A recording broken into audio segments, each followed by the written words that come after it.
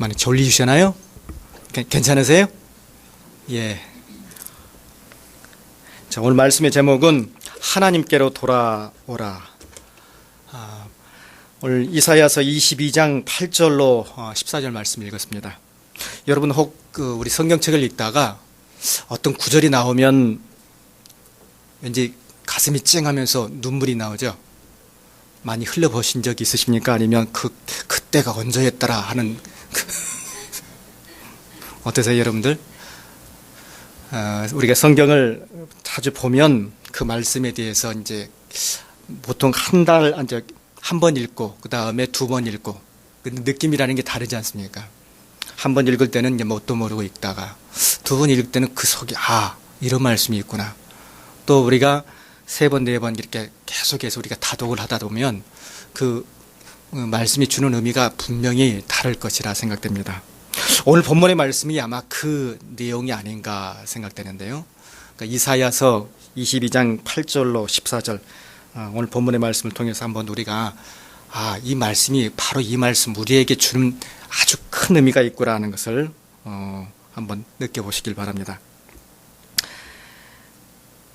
오늘 성경 본문의 말씀 이 역사적인 사건인데 이 역사적인 사건이 우리에게 과연 어떤 의미가 있는가. 8절을 한번 보시기 바랍니다. 오늘 본문의 말씀을 차곡차곡 잘 따라오시기 바랍니다. 8절에 보시면 첫 구절에 이렇게 얘기했습니다. 그가 유대에게 덮였던 것을 벗김에 그날에야 내가 숲을 곳간의 병기를 바라보았고. 자, 이건 환상의 어떤 22장의 말씀은 그 환상의 걸작, 즉 이사야가 선지자로서 그 당시 이사야 선지자로서 이제 이스라엘 백성들, 그러니까 유다의 백성들을 향하여서 과연 이제 이후에 있을 일들이 과연 어떻게 진행될 것인가 환상의 걸작에서 바라보는 그 내용 중에 하나입니다. 여기서 그는 누구일까요, 여러분들? 하나님이시겠죠. 여호와께서, 즉 여호와께서 유다에게 덮였던 것을 벗김에 과연 무슨 말일까 한번 이 역사적인 배경을 한번 알아보겠습니다. 유다에게 덮였던 것. 유다의 그 당시에는 참으로 좋은 시대였습니다. 그 당시에 왕이 누구였냐면 므낫셋이라는 왕이었습니다. 므낫셋은 누구의 아들이었습니까? 히스기야의 왕이었는데 히스기야는 아주 선왕으로 우리가 잘 알고 있는 왕입니다. 자, 그런데 그의 아들 므낫셋 악한 왕이었습니까? 선한 왕이었습니까? 아주 악한 왕이었습니다. 55년 동안 12살 때 딱 취임을 해가지고 67세에 딱 죽게 되는데 55년 동안이 아주 그야말로 극악한 일을 했던 왕이었습니다. 신이란 신은 다 섬기고요. 그 주위에 있던 모든 신들 그리고 사람들을 죽이기를 아주 우습게 알았던 그러한 왕 중의 왕이었습니다. 하나님 보시기에 가히 참으로 왕으로서의 그 가치를 인정할 수 없는 그런 왕이었던 것입니다. 12살 아주 뭣도 모를 나이에 이제 왕에 올라서 그야말로 천군의 아무런 일처에 자기가 왕이라는 그런 의식을 가지고 왕 노릇했던 그런 왕이었습니다. 하나님께서 그러다 보니까 그 꼴을 볼 수 있겠습니까? 안 보겠습니까? 당연히 못 보죠. 자, 그래서 그날에 18절에 보니까 유다에게 덮였던 것을 벗김에 그 전까지는 정말로 히스기야 시대의 선한 왕, 그 당시에 아주 평온했던 그러한 시기를 이제 다 벗어버리고 그날에 뭘 벗긴다고 얘기하고 있습니까? 그날에 덮였던 것을 벗겼다. 즉 평온했던 그 상태에서 이제 벗겼다.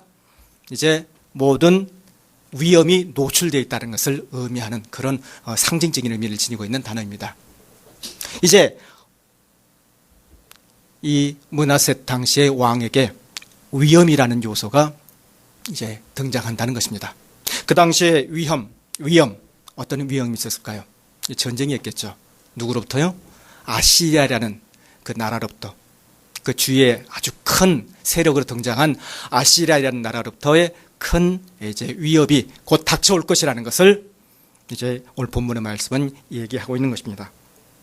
유다에게 덮였던 것을 벗김에 이제 위험에 노출되어서 이제 곧 아시리아에게 큰 위험이 닥쳐올 것이라는 사실을 분명히 오늘 본문의 말씀은 얘기하고 있습니다.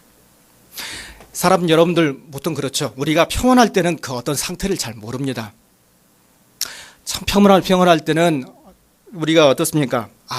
뭐 이만하면 되겠지. 늘 그리고 상당히 깊은 좋은 어떤 늘 일만 있었으면 좋겠다 어떤 그런 생각들을 많이 할 것입니다. 일례로 여러분들 1997년도에 무엇을 맡게 되었습니까, 여러분들? IMF를 맡게 되었죠. IMF가 이제 국제통화기금이라는 뜻인데요. 우리가 IMF 사태 그러는데 어떻게 보면 그건 정확한 표현이 아니고 우리가 매년마다 IMF 국제통화기금으로부터 매년마다 지원을 받습니다. 지원을 계속해서 받아왔는데 그 당시에 IMF를 통해서 엄청난 양의 이제 그 통화를 딱 수혜를 받게 되는 것입니다. 그 당시에 국민 1인당 평균 빚이 얼마였냐면 700만 원이었습니다. 뭐 지금은 더해서 한 뭐 이자까지 따지면 1,400, 1,500 그 정도 되겠죠. 여러분 그 비용 다 갚으셨어요? 지금? 다 갚으셨어요? 이인영 목사님 다 갚으셨어요? 그 비용 아직도 여러분들 아직 못 갚았을 것입니다. 자, 그런데 지금 계속해서 차근차근 갚아서 거의 다 지금은 비용 자체가 없어졌다고 얘기를 합니다. IMF 전에 여러분들 그 사태를 한번 보시기 바랍니다. 그 사정을 보면 그 당시에 우리가 영적인 표현으로 봐서 그 당시 보면 러브 호텔도 많고 그 다음에 여러 가지 많은 위락시설들 정말 퇴폐한 많은 일들이 사건들이 많이 있었습니다. 하나님께서 하나의 그 IMF라는 사건을 통해서 우리나라의 그 위기의 순간, 그 영적으로 보면 아주 위기의 순간을 치셨던 거죠. 자, 그래서 우리나라의 어떤 그 순간을 모면케 하셨다는 것을 알 수가 있습니다. 어떤 위기가 오면 우리가 이제 그 순간에 딱 번뜩이고 이제는 다시는 안 해야 되겠다. 다시는 이제 각성을 하고 분명히 내가 온전히 서야 되겠다 하는 것을 알 것입니다. 오늘 본문의 말씀을 보니까 이스라엘이 계속해서 하나님 보시기에 합당치 않고 계속해서 놀고 계속해서 하나님 보시기에 합당치 않은 그런 방법대로 살아가는 것을 볼 수가 있습니다. 13절 말씀을 보시기 바랍니다. 너희가 기뻐하며 즐거워하여 서로를 죽이고 뭐라고 얘기하고 있습니까? 양을 잡고 고기를 먹고 포도주를 마시면서 내일 죽으리니 먹고 마시자. 그야말로 한탕주의에 빠져있던 그러한 사람들이었습니다. 그 당시에 이제 므낫셋 아시리아 군대가 곧 쳐들어오기 전까지도 그러한 생활에 늘 길들여 왔던 그러한 인생을 살아왔던 그러한 유대인 사람들이었습니다. 이러한 유대인 사람들이 이제 그 눈이 뭐 했다고 그랬습니까? 덮고 있던 것들이 벗겨져서 아시리아라는 그제 나라와 이제 전쟁을 벌일 판이라는 것을 오늘 성경 본문은 얘기하고 있는 것입니다. 소돔과 고모라와 같이 이제 곧 그 멸망이 임박해 있음을 이제 얘기하고 있는 것입니다. 덮였던 것을 벗긴다. 여러분의 인생 가운데 지금 어떤 위기가 있습니까? 덮여있던 어떤 그러한 것이 이제 드러날 위기에 노출된 그런 시기가 있습니까? 여러분 한번 우리의 모습을 다시 한번 되잡아 보시기 바랍니다. 9절에 보니까 이렇게 나와 있습니다. 너희가 다윗성에 무너진 곳이 많은 것을 보며 너희가 아랫모래 물을 모이며 이렇게 얘기하고 있습니다. 큰일 났구나. 이제 그 사람들은 이렇게 생각을 했습니다. 자, 그래서 이제 그 주위를 한번 쭉 돌아봅니다.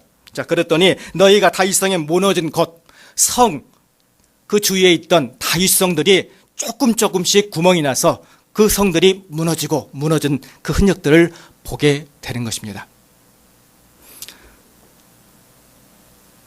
어려웠던 시기에 이제 자기들이 계속해서 혼탁하며 하나님 보시기에 합당치 않는 방법으로 살다가 보니까 그 주위가 이제 구멍이 뚫렸다는 것을 이제 인식을 하게 되는 것이죠.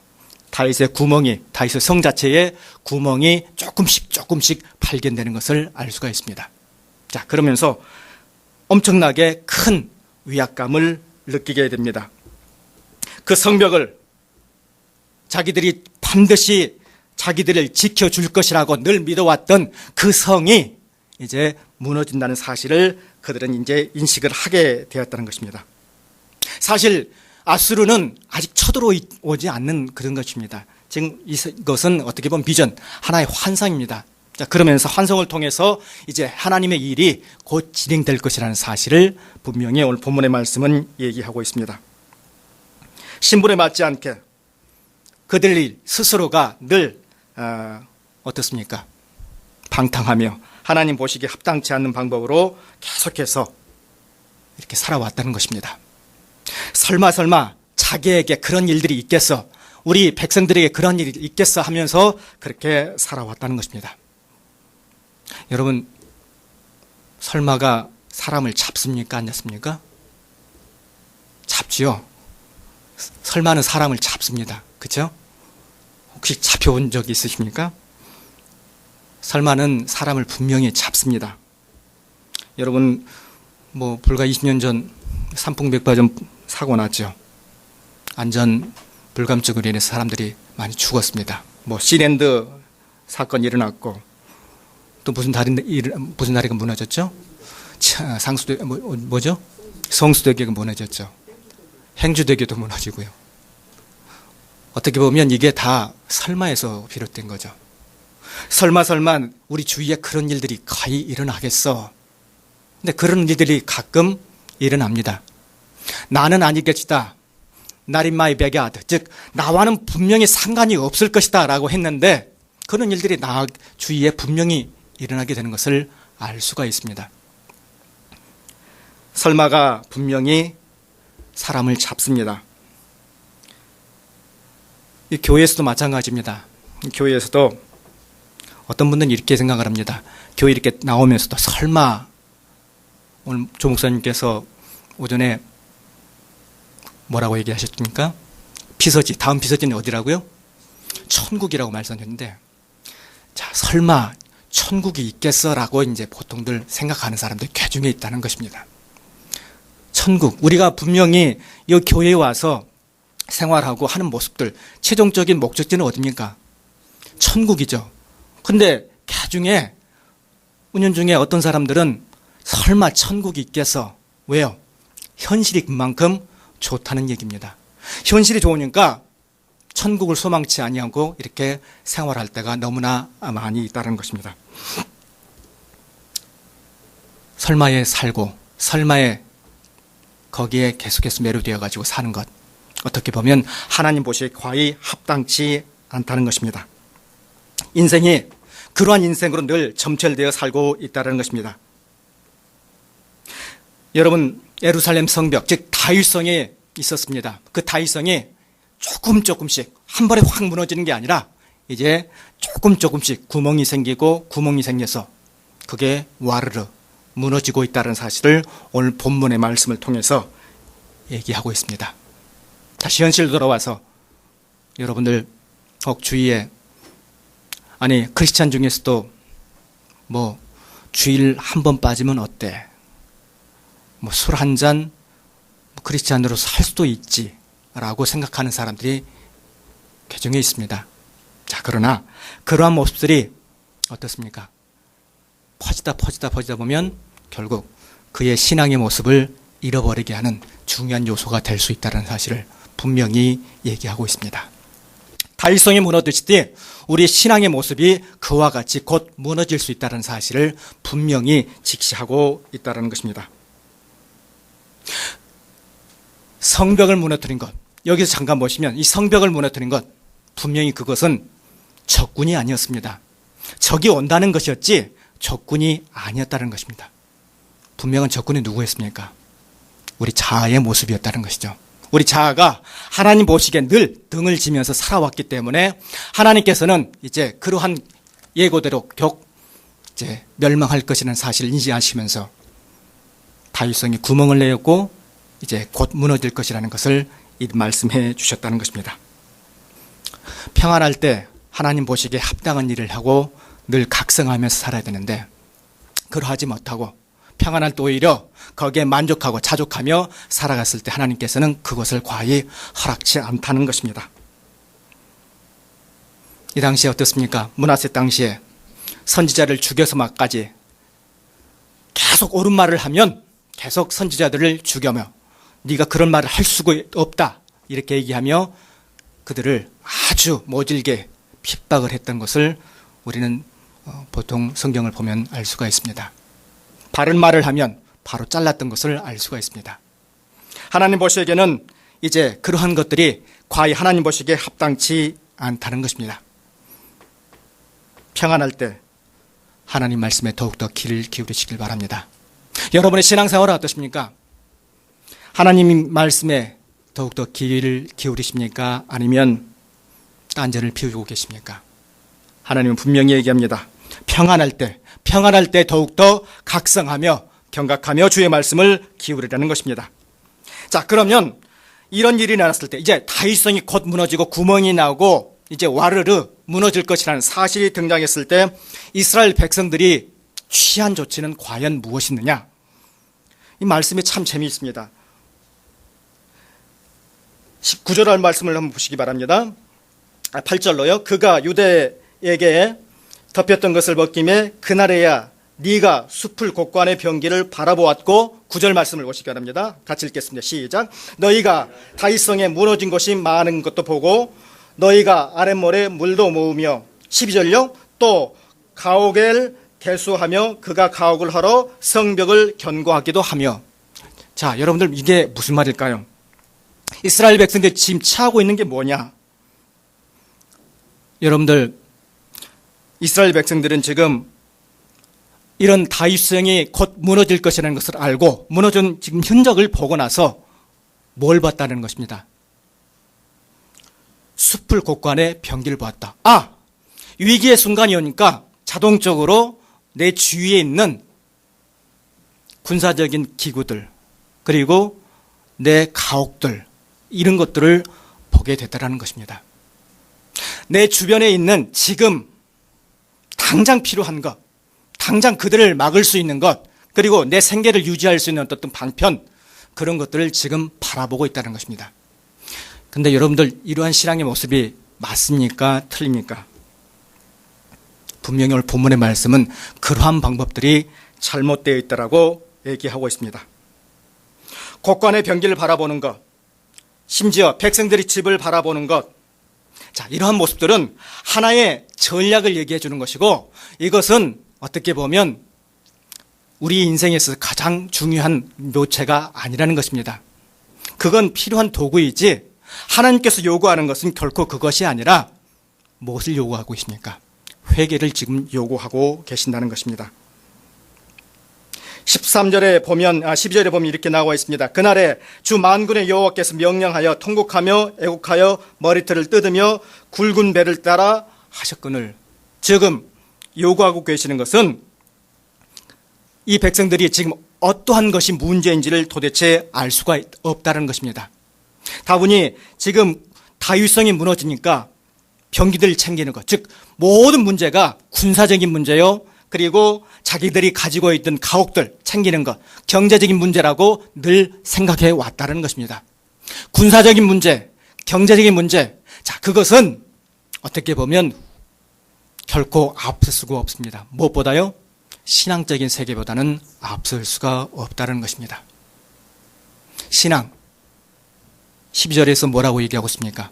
굵은 베옷을 띠라라고 얘기하고 있습니다. 굵은 베옷을 띠라, 무슨 단어입니까, 여러분들? 즉 회개하라는 그런 의미를 지니고 있는 단어입니다. 그날에 만군의 여호와께서 통곡하고 애곡하였다. 슬펐다. 왜요? 이스라엘 백성들이 하나님 보시기에 합당한 길을 행하지 않았기 때문입니다. 회개를 먼저 하라는 것입니다. 회개를 하고 나서 나중에 군사적인 부분들도 나중에 챙겨보고 그리고 경제적인 부분들도 나중에 챙겨보라는 것입니다. 자, 그런데 우선순위가 바뀌어서 위기의 순간이 오니까 먼저 자기들의 수중에 있는 것을 먼저 챙기더라는 것입니다. 여러분의 모습은 어떻습니까? 어떤 위기의 순간이 딱 잡았다.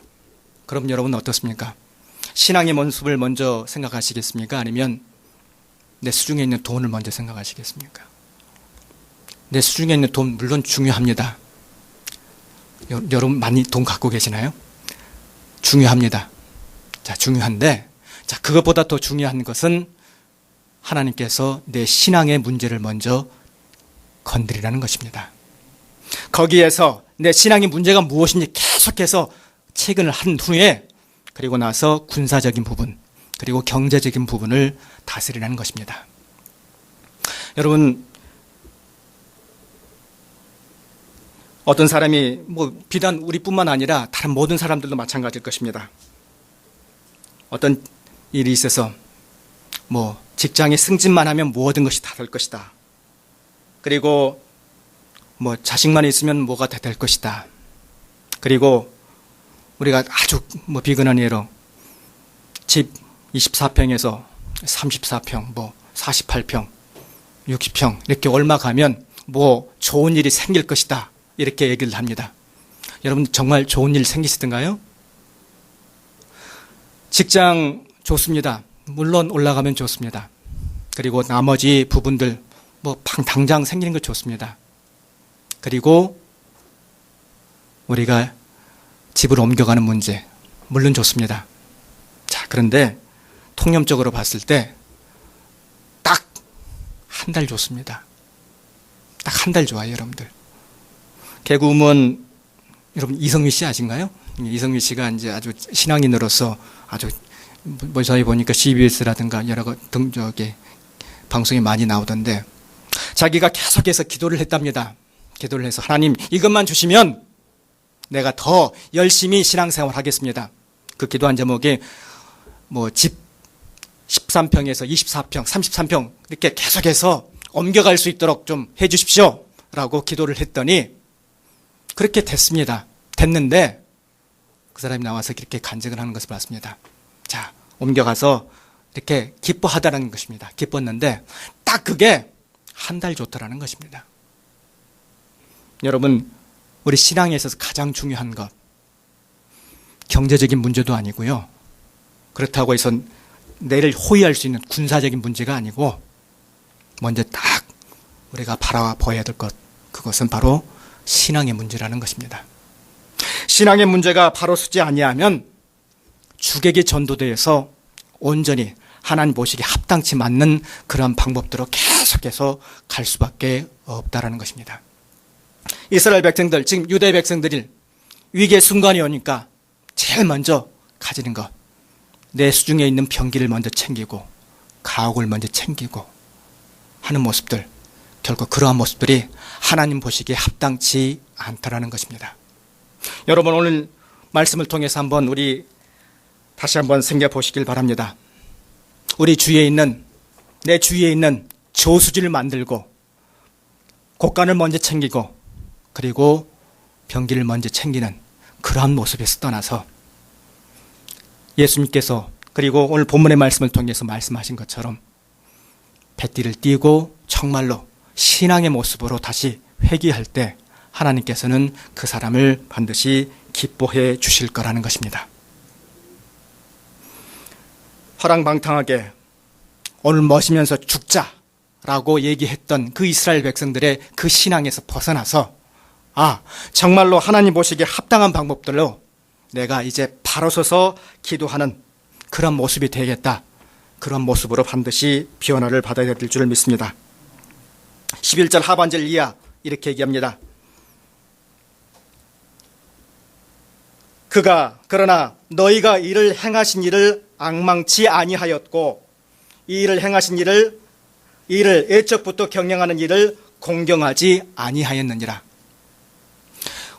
계속해서 군사적인 부분, 경제적인 부분에 몰두하다 보니까 정말로 하나님께 필요한, 하나님께서 요구하시는 뭘 요구하십니까? 하나님께 대한 공경이죠.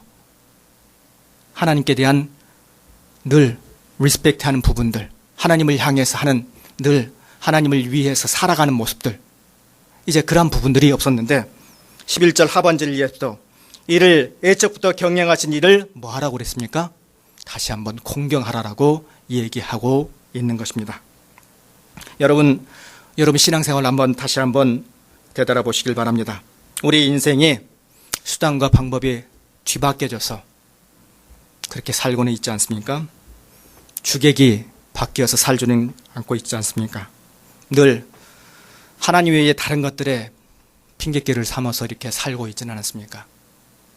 여러분의 신앙생활에 있어서 가장 중요한 것은 여호와를 경경하며 그 말씀대로 살아가는 것입니다. 우리 이사야서 55장 1절 한번 보시기 바랍니다. 이사야서 51장 1절로 3절 말씀 우리가 읽고 마치도록 하겠습니다.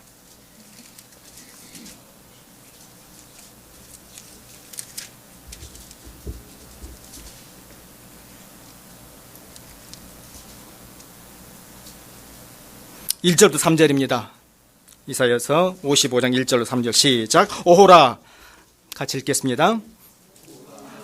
너희 목마른 자들아 물로 나오라. 돈 없는 자도 오라.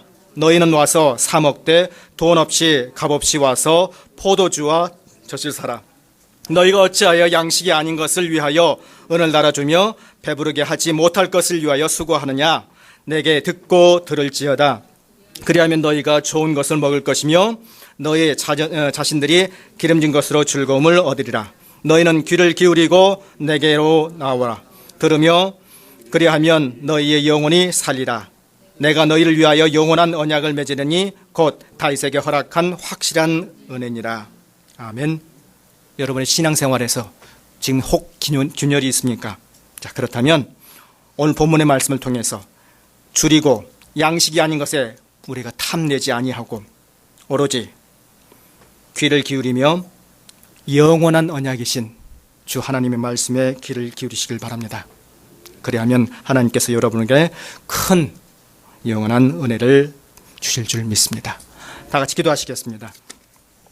은혜가 풍성하신 주 하나님 감사합니다. 아버지 하나님, 오늘 말씀을 통해서 우리가 정말로 지금 현실적으로 다가오는 경제적인 부분이나 혹 우리 나의 주위에 있는 어떤 군사적인 부분이나 그러한 모습들이 중요한 것이 아니라 배를 띄우며 정말로 하나님 앞에 온전히 애통하는 자로서 공경한 마음을 가지고 아버지 하나님 주님을 주로 고백하는 그런 신앙인의 모습이 필요하리라 생각됩니다.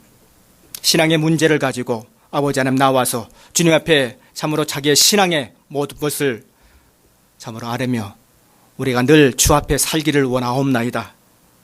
아버지 하나님 말씀에 따르기를 살기를 원하옵나이다. 십자가의 대속의 은혜를 늘 간구하며 그 말씀에 따라 살게 하여 주시옵소서.